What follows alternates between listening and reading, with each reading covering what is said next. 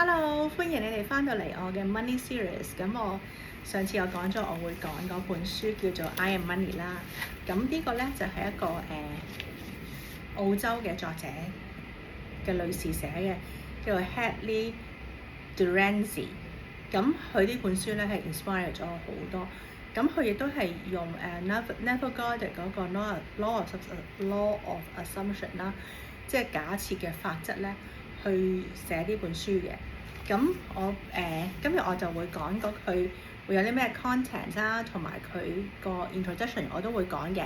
咁好即係寫咗少少嘢啦，希望大家即係可以知道我哋自己係一個好 powerful 嘅 being 啦，即係我哋一個係好有力量又好有能力嘅一個存有咯。咁我哋有好多嘢其實都係我哋自己創造出嚟咯。咁我哋嘅創造喺邊度嚟嘅咧？咁呢度會有講嘅。咁我希望即係大家，我希望即係可以呢本書可以 inspire 到佢，俾咗我好多 inspiration， 亦都俾咗我好多唔同嘅力量啦，俾我更加知道我是誰啦，同埋我哋個人生係點樣可以去創造得更加精彩啦。咁嚟緊即係我會每個禮拜都會講一個 chapter 嘅，咁所以就希望你哋 stay tuned 啦。咁我講一講佢即係I Am Money 呢本書啦。咁佢就有4個即係佢成本書個 content 係有四個大嘅 chapter 嘅。咁就 introduction 啦。咁跟住第2個 chapter 咧就係講緊 becoming money 成為錢啦。咁佢有7個topics 嘅。咁個7個咧就係講緊個法則啦，錢係乜嘢啦，我哋可以擁有更加多啦。同埋我哋可以the cost of money 啦，即係錢嘅因由啦。咁同埋我哋點樣去命令錢嚟到我哋嘅生活啦。同埋我哋第6個咧就係可以 claim the whole coin， 即係我哋嗰個硬幣咧係有兩面㗎嘛。咁我哋點樣可以去即係擁有兩面都擁有晒咧？咁同埋第7個咧就係去 clear 我哋成個即係我哋個暢通無阻咁樣去接收錢啦。咁跟住第3個咧就係講緊 I Am Money 啦。咁第3個 chapter 講緊係 I Am Money。咁 I Am Money 咧就有16個細嘅 chapter 仔啦，即係講緊 I Am 啦，我係。咁我係乜嘢咧？我係意識啊，我係無限㗎，我係無條件嘅，我係永恆。咁佢有16個 topics 㗎，即係我係愛咁啊，我係一個擴展。咁呢啲都係講緊我哋嘅意識上嘅嘢嘅。咁所以呢本書係好正嘅。咁跟住咧，咁一個新嘅開始啦，就係講緊乜嘢咧 ？Live from the end， 即係我哋係要由我哋嘅最終，即係譬如我哋想要咩生活咧，我哋就由嗰個生活嗰度去生活咯，去生存咯，去生活咯。即係我哋有時我哋會俾我哋呢個三維世界咧，俾我哋呢個三維世界咧係點講咧？太實在啦！啲嘢太實在啦，即係太多嘢我哋覺得係好實在。但係其實我哋係想要乜嘢生活嘅話，我哋就要由嗰個生活嗰個狀態嚟到生活我哋，唔係因為三維世界點樣影響我哋都唔關事，我哋就要保持住嗰個狀態咯。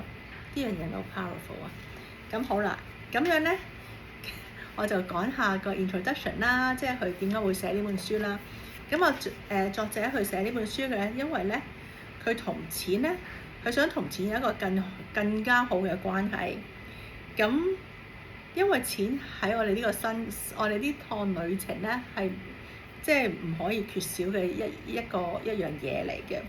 咁作者咧而家同錢嘅關係咧都係唔錯嘅，但係佢咧就想我哋咧就想寫呢本書咧，就想我哋同錢嘅關係係更加好嘅。咁佢曾經咧都有唔同嘅金額嘅，即係喺佢嘅生命當中出現啦。咁佢都好唔同嘅途徑咧，就收到錢嘅。譬如可以係佢嘅事業啦，佢嘅 part time 工作啦、退稅啦、禮物啦、繼承遺產啦、投資分紅啦。佢寫書嘅因為寫咗6本書嘅，咁係有啲書嘅稅啦、父母嘅幫助啦，同埋變賣嘅資產嘅。咁即係雖然佢同錢嘅關係都係唔錯嘅，但係都係一個愛恨嘅關係啦。咁所以咧，佢好愛錢，同埋其實我哋都好愛錢，我都好愛錢，同埋都好愛錢咧。俾我唔同嘅機遇啊，同埋好處啊，同埋經歷嘅。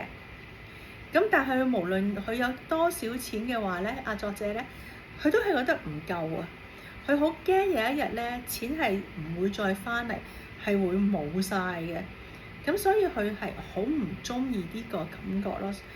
咁咧，咁佢想同錢，即係佢想我哋都係啦，即係我哋都有時都會有啲咁嘅經歷㗎嘛。即係無論個銀行有幾多錢，我哋都成日覺得，我驚唔夠，好驚嗰個驚唔夠。咁佢咧就想同錢咧係會有啲咩經歷咧？就係會係好安全，即係無論個錢係有幾多，佢都要時時刻刻都要係喺一個好安全又好肯定嘅狀態咯。咁同埋佢都想同錢咧係更加有肯定嘅關係。即係其實錢係佢會想去知道錢係隨時隨地咧都係可以嚟到佢嘅身邊嘅。咁佢想同錢，佢要同錢嘅係咁嘅關係咧，會感到好興奮，因為錢出現咧，同埋會俾佢好興奮嘅感覺啦，同埋會有驚喜嘅感覺啦。咁我哋都想同錢玩啦，知道即係我哋要享受錢俾我哋唔同嘅經驗啊，同埋經歷啦。咁總之咧，作者寫呢本書嘅時間咧，就係想同錢咧有個愛嘅關係，就會更加健康啊！即係錢會係俾佢，即係同錢嘅關係會更加健康啦。同埋可以俾佢更加多嘅支援啦，同埋安全同埋擴展嘅。OK，咁擴展呢度咧，我就嚟到咧講嗰個擴展嘅時間，我哋就會更加講多啲咯。OK，咁佢就寫呢本書嘅話咧，佢就係寫緊一個同錢嘅長久嘅關係，咁就同我哋分享啦。咁我頭先講咗啦，作者咧係曾經寫即係有6本書嘅，咁佢咧就係用呢個 law of assumption 咧，就佢一早已經知道，佢20零歲已經知道呢個 law of assumption 即係假設嘅法則。咁但係咧，佢一直都擺埋一邊，冇乜點用過。咁佢想知道咧，其實呢度好好笑嘅。佢話佢寫6本書啦，佢曾經寫過6本書。咁呢6本書咧個 introduction 咧，佢都係寫緊佢即係曾經經歷過啲乜嘢啊，有啲咩唔開心嘅經歷啊，或者有啲咩經驗啊，佢就喺個 introduction 度寫。但係咧，嗰啲全部都係佢嗰啲唔開心嘅經歷㗎嘛，同錢。但係同埋亦都係一啲係佢嘅 old money story， 一個舊有嘅錢嘅故仔啦。咁次次佢寫親書咧，呢啲經歷咧都會出翻晒嚟。咁佢就話：哇，點解會係咁樣嘅咧？佢就開始好驚，佢就唔再即係佢有幾年咧都冇寫書，就係因為次次寫親書咧都有啲唔好嘅經歷出嚟，咁所以佢就停咗寫書幾年。咁但係咧，佢就因為點解佢停咗寫書咧？就係因為佢忘記咗呢個即係 storytelling 嘅，即係我哋寫故仔嗰個力量啊。咁佢就越 focus 喺佢自己，即係因為佢寫緊出嚟啊嘛，即係佢寫緊 introduction，佢 focus 喺呢個故仔嗰度啊嘛。咁佢個現實咧就變咗佢而家佢寫個故仔嗰個現實喎。咁佢經歷咗6次之後咧，因為佢嗰6次嗰本書咧都係講緊佢啲以前嘅經歷㗎嘛，佢人生嘅經歷啊嘛。咁所以咧，嗰啲經歷咧，佢係重新再去經歷一次，重新再去重活一次。咁佢咧，佢嗰時佢根本就唔知道發生咩事，咁所以佢就冇寫書啦。咁跟住咧，跟住佢如果即係再遇到呢個假設嘅法則咧，即係呢個係 Neville Goddard 嘅 Law of Assumption 咧，咁佢就知道就知道點解啦。因為我哋寫緊，因為佢寫緊佢之前嘅經歷啊嘛，咁樣咧就將呢啲咁嘅記憶咧就植根咗喺佢嘅潛意識裏邊。咁你知啦，呢啲潛意識嘅話就係我哋顯化嘅，即係我哋係靠我哋嘅潛意識去顯化噶嘛。咁所以將佢呢啲咁唔好嘅經歷啊，咁唔開心嘅經歷又出現一次咯。咁咧呢啲咁嘅經歷咧，即係其實都係喺我哋嗰個想像力 imagination 裏邊。佢呢度寫，佢就喺度 imagine， 即係佢呢度寫 power of writing 好緊要嘅。寫嘢咧，我哋就會喺度諗嗰個場景，諗嗰個場景，呢個寫就諗翻個場景。咁呢啲就全部我哋想像力嚟噶嘛。咁我哋一諗嘅話，就會喺我哋嗰個潛意識嗰度植根咗。咁潛意識係唔理我哋嗰啲係好定唔好噶嘛，佢都係會好現實咁樣 print 翻晒出嚟噶嘛。咁所以佢又要經歷多一次。咁跟住當佢明白到呢樣嘢之後咧，佢咧就以後佢就話佢呢本書咧個 introduction 咧就唔會再寫呢個故仔啦，因為佢想重新寫一個同錢嘅故仔，所以佢咧呢個 introduction 咧就冇講佢以前嗰啲經歷啊，嗰啲故仔啦。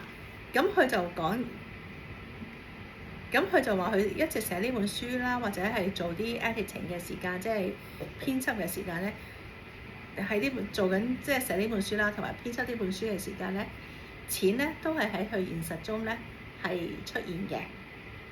咁佢曾經咧都有個幾百蚊啦，同埋有個幾百萬喺佢嘅銀行戶口度嘅。咁佢又曾經即係欠債啦，就曾經咧就in credit 嘅，即係冇欠債嘅。咁佢無論佢有幾多錢又好，咩經歷都好啦，佢都覺得唔夠嘅。佢係澳洲噶嘛，咁佢話佢有7位數字咧喺個銀行戶口咧，佢都係覺得唔夠嘅。咁拉尾佢就知道咧，咁佢一路寫咧，佢想令到分享俾我哋更加知道咧，我是誰，我們是誰。其實我哋有時都唔係好記得咧，我哋自己係邊個嚟嘅，我是誰。咁樣咧，佢將佢自己記得我是誰之後咧，即係記得佢是誰之後咧，佢就知道咧，錢其實唔係佢嗰個 money problem 嘅原因咯。其實永遠咧，即係我哋有即係嗰啲叫咩財困啊，同錢嘅關係唔好咧。其實錢永遠都唔係嗰個原因嚟嘅，係邊個？係我哋自己。同埋除咗係我哋自己之餘，仲要係乜嘢？我哋個想法。因為我哋將我哋嗰個 focus 咧喺我哋個現實嗰度咧拎開咗之後咧，咁我哋要放翻喺邊度咧？放翻喺我哋個 cause of reality， 即係我哋將我哋自己喺呢個現實世界中攞開我哋嗰個注意力咧，我哋擺翻個注意力喺我哋個原因嗰度，喺我哋令到我哋呢個三維世界個現實係咁嘅嗰個 cause 咧嘅時間咧，我哋所有呢度會變晒。咁嗰個 cause 係乜嘢咧？就係我哋個想法。我哋個想法係好有力量嘅。咁其實我哋個想法係我哋啲乜嘢咧？我哋個力量同埋我哋個 imagination 嘅想法係嚟自我哋邊度？係嚟自我哋嘅 awareness， 我哋個覺察。咁我哋有呢個 power， 我哋有呢個 imagination， 有覺察。咁我哋就會創造咗一個新嘅實相啦。咁其實我哋係要用呢個力量咧，去創造更多嘅錢又得，更少嘅錢又得，就係我哋要用我哋自己嗰個力量同埋我哋個覺察去做呢樣嘢咯。咁佢話佢將呢個 law of assumption 呢個假設嘅法則咧，就改變咗佢嘅人生啦。咁佢再唔會再喺佢嘅現實，即係佢個 reality，佢個現實中咧去揾錢。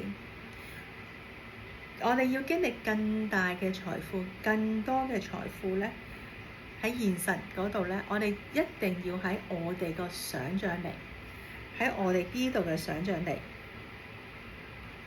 經歷咗之後，我哋個現實咧就會更加就會喺個現實度經歷呢個大嘅財富。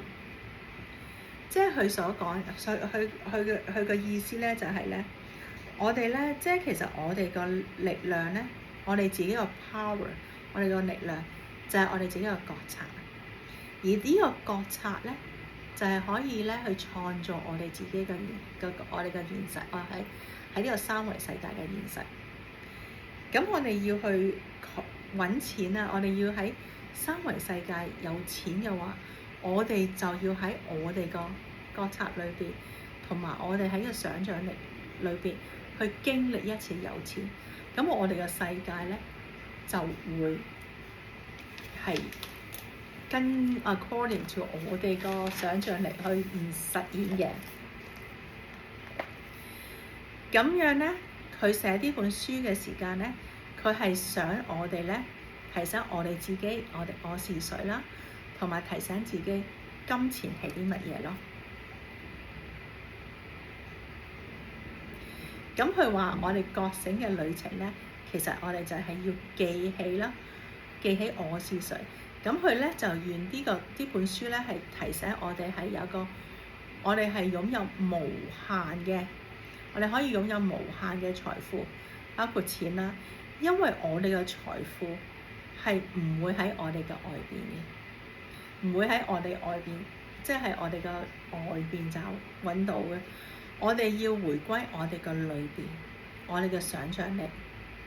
我哋要先想像，我哋先至會喺現實中個經歷咯。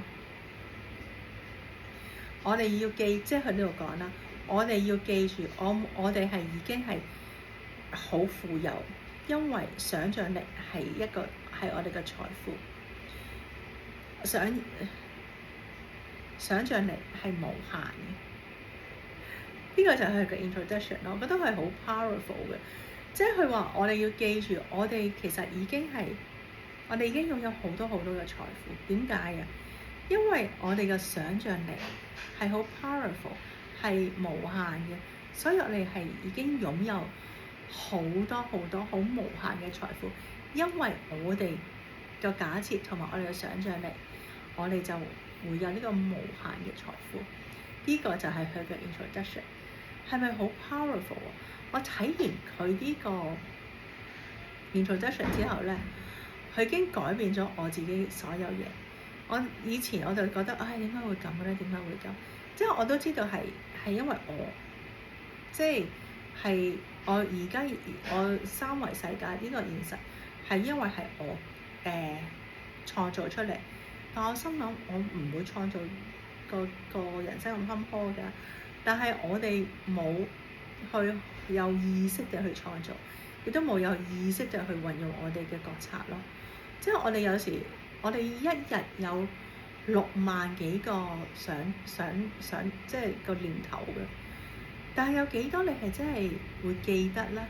我哋個腦會係認知到40個嘅啫，即係0.0000唔知幾多個 percent 嘅啫。我哋一日1秒鐘有6萬個，但係我哋係認知到40個。咁我哋有啲嘢係飛過咗，我哋根本就係有啲嘢我哋唔會覺察到嘅。